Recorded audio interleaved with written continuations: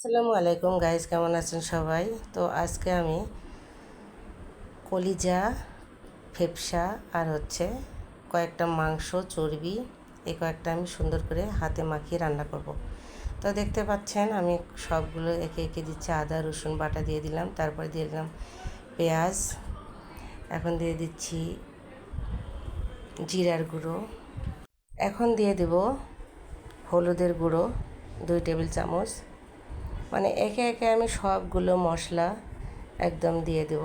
ওর মধ্যে যা যা মাংসের মশলা আছে সবগুলো দিয়ে দেব। দিয়ে তারপরে কিন্তু আমি দিয়ে দেব সরিষার তেল। আর সরিষার তেলটা দিলে কিন্তু ভীষণ মজা হয় এরকম মাংসের মধ্যে। যেটা রান্না, খাসির মাংস বলেন, গরুর মাংস বলেন, যে মাংসই বলেন, সরিষার তেল দিলে এর টেস্টটা কিন্তু অন্যরকম আসে।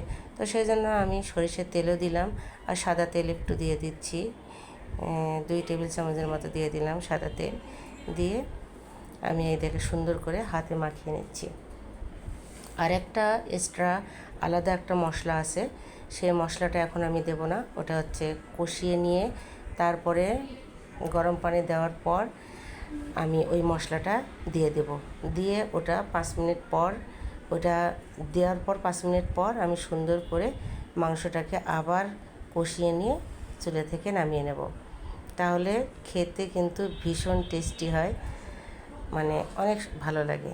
তো গাইস, দেখতে পাচ্ছেন আমি সবগুলো হাতে মেখে নিয়ে কালারটা কিন্তু খুব সুন্দর আসছে। এটা কিন্তু তারপরে এতটা বোঝা যাচ্ছে না, কালারটা অনেক সুন্দর কিন্তু কালারটা এসছে। তো এখন আমার দেখতেই পাচ্ছেন আমার কষানো হয়ে গেছে। হওয়ার পর আমি এখন সামান্য একটু পানি দিয়ে দিলাম ওর মধ্যে। দিয়ে আবার সবগুলো আমি ভালো করে একদম কড়াইয়ের পাশটা আমি সুন্দর করে নিয়েছি। এখন আমি যে এক্সট্রা মশলাটা আমি বাসায় করি সেটা আমি দিয়ে দিলাম। এইটা দিলে কিন্তু দ্বিগুণ স্বাদটা বেড়ে যায় মাংসের, সেই জন্য আমি এটা করে নিয়েছি।